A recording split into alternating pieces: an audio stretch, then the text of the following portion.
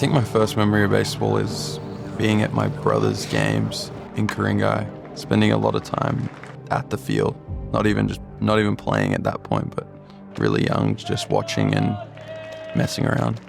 I just was always drawn to it from that early age. I was just drawn to the game. I wanted to be at the field. I wanted to be hitting off the tee with my parents in the backyard.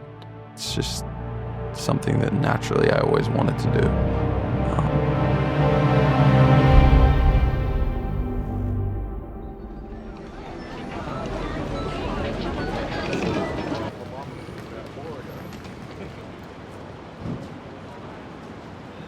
In the same couple months, I got recruited to Oregon State.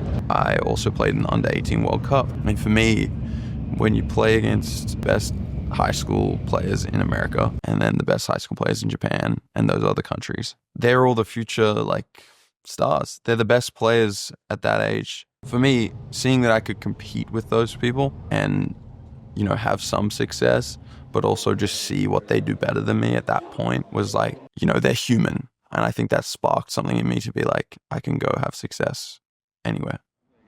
You were very close for the 98 season, though, right? For the 98 season, so they opened it for a concert.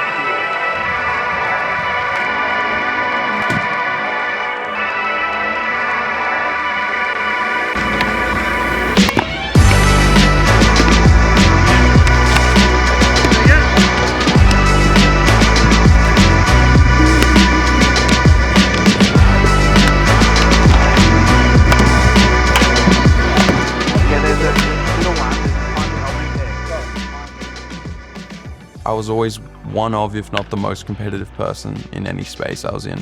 I was always wanting to find a way to win and compete, and that was just me. I would talk about and manifest these kind of things that I wanted to do with all my friends and people look at you as crazy, and then you go out and do the crazy thing, and it's like, oh, anyone that's reached kind of heights in any field that no one else has really gone to or gone through a different path, most of them have been looked at as crazy or unrealistic goals. So, you have to kind of set unrealistic or crazy goals to be able to attain something that no one else has done before. And I think more people could take from that. With the first pick of the 2024 MLB draft, the Cleveland Guardians select Travis Bazana, a second baseman from Oregon State University. What this could do for baseball in Australia, it's a historic moment. Yes, he's from Sydney, Australia, found his way to the campus of Oregon State, and you see his family elated. Don't hurt the kid. My goodness, Travis Bazana, first ever, Harold, you're a Gold Glove second baseman. First time we've ever seen a second baseman go one-of-one. Well, he's a special talent. I talked with him earlier today. His mom, his dad, his cousins, everyone. It's interesting, after my freshman year, there was, mock drafts coming out for my year very early. And I was in the 20s, sometimes in the 30s. I could tell you every player that was ahead of me in those kind of mock drafts when I was a freshman. If I was 22, I could tell you almost every player from 1 to 21. In my head, it was just fuel what do they do better than me now? And how can I put myself, keep progressing? It's not oh, pity me, I should be above them. It's okay, how can I prove that I am above them?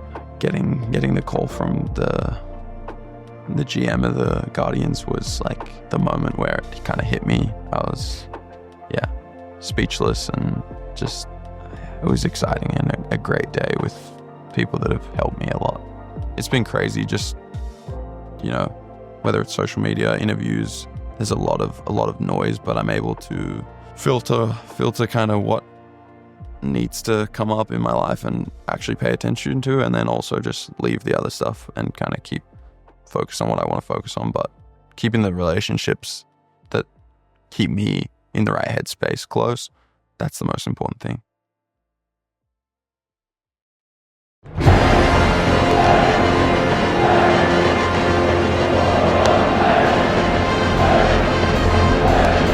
I think my first memories of the green and gold is being a 5, 6-year-old kid and having guys on the Athens silver medal team, running camps in Ku-ring-gai in their Aussie jerseys, or bringing their silver medals to baseball camps and looking up to those people.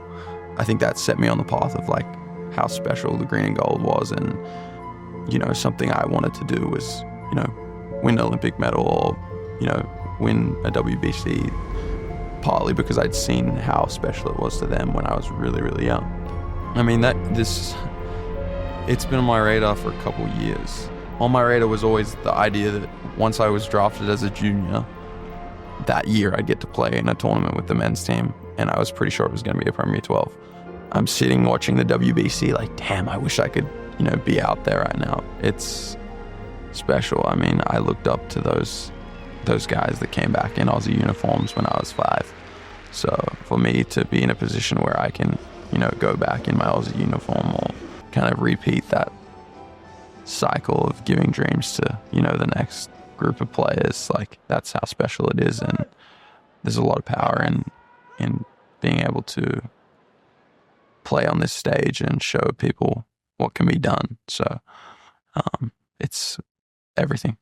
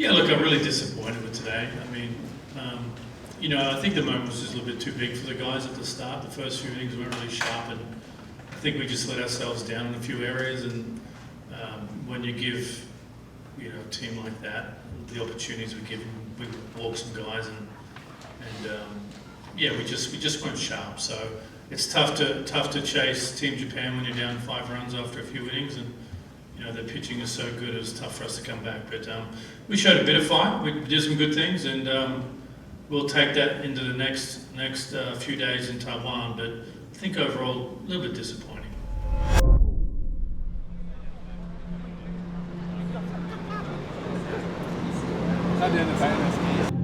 I think there are a lot more external distractions to kind of get your focus. Playing club ball, there's always the fun and games of it all, but it becomes a lot more serious when you're in that moment with 60,000 people. But at the end of the day, it's also the exact same game. It's trying to have fun and enjoy it, because when you're not really enjoying it, that's when your mind goes elsewhere. So regardless of the result, it's trying to be process orientated, do the little things, and then big things will happen.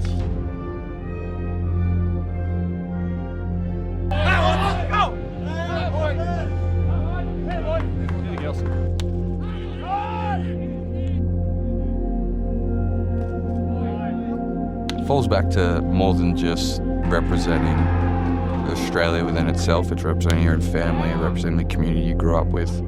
And there's a lot of motivation behind that for me personally to show those people how much respect that I have for them, and then also giving back to the community that has made me me.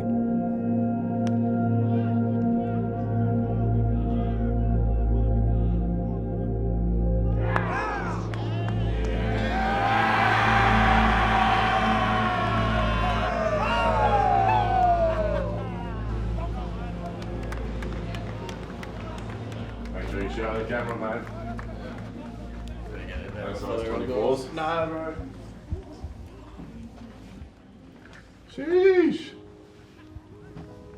Oh, the convoy left before you got it.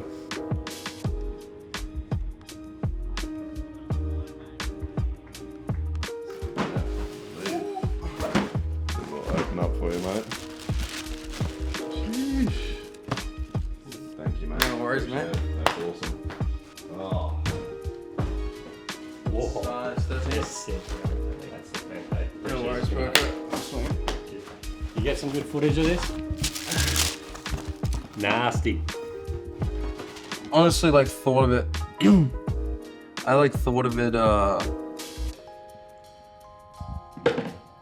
I don't know. I just always have like thought about. When I got drafted, I was like thinking about how I could like, you know, give back, and I was like, I'm gonna be playing in the Premier 12, so I was just made the contact with Nike, and yeah, got them to, you know, worked it out. No problem. Do you know who will be a starting pitcher tomorrow? Not tomorrow, mate. I don't know. Sorry. Totally different. So you go from, even in pro ball, you're playing every day and all this sort of stuff, and it does become a bit monotonous, and you're just going through that grind. But you roll into some of these major tournaments, these international tournaments, and it's the packing your bags before you go. It's the weeks in the lead up. It's the getting off the plane. You're arriving at the hotel. There's this big build up, and the whole time there's eyes on you. You go to practice. There's interviews. There's media. It's built up a lot more, and so it's a bit of a pressure cooker. So there's a lot more emotion on that international stage. Some guys struggle with that. Some guys thrive in that. It's full of emotion because of that pressure cooker. And it's pretty cool. But at the end of the day, it's the same game.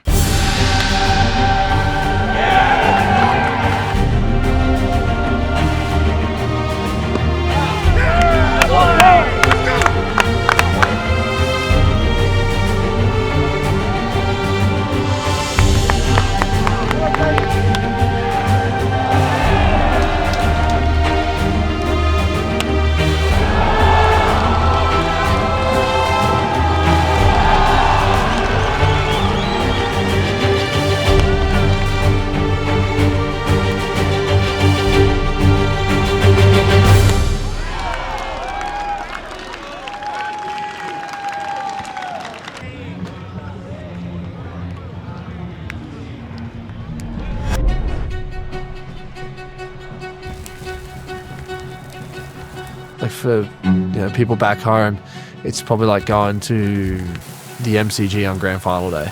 Instead of white noise of people talking and stuff like that, it's 50,000 people singing a song, or 50,000 people in tune chanting like one after the other. So like it's a crowd that's like massive but also super passionate.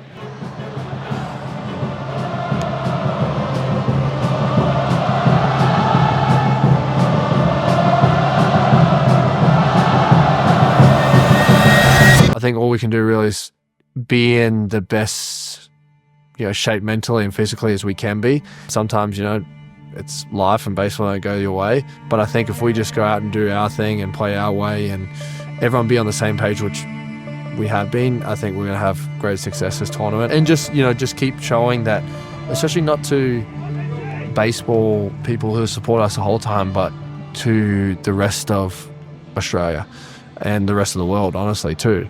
For us to win the Premier 12, I think it'd be, might set the place on fire if it happens. Knock them off and keep rolling from there.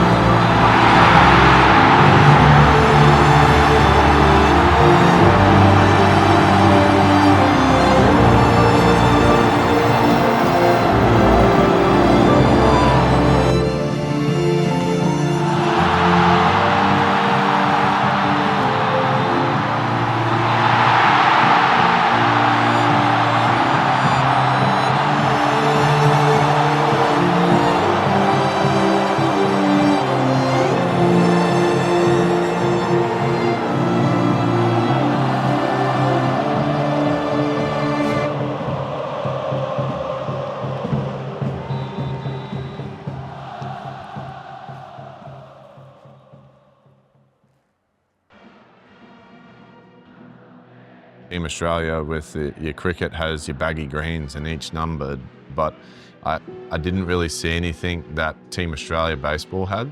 I decided I'd get this flag and have each member that plays on the national team sign it. And I said in that initial speech with the boys, like, I want this flag to be something that in 50 years' time, it has 100 names on it. And in 100 years' time, it's almost full. I think having some kind of physical presence there of the past is important and really reminds us on what and who we're playing for. I wish I could take the flag back in time and take it back to the very first Australian team, but the flag itself is this massive flag that we hang out the front of our dugout on each Team Australia game, with each player that's represented the country from 2019 onwards signing that flag and being there with us in spirit, so to speak. I enjoy bringing it out every trip and watching the new people sign it, like watching these rookies on the team sign it. They spend 5-10 minutes kind of going through the names and, oh, this fella, that fella, and 2019, and someone on there I think is 2011, and all these things. Like, even in a short amount of time, it seems like the flag has so much history on it already. And after this year and next year, and by 2032 in the Brisbane Olympics, hopefully baseball's right there. It'll be interesting to see how many names are on it then.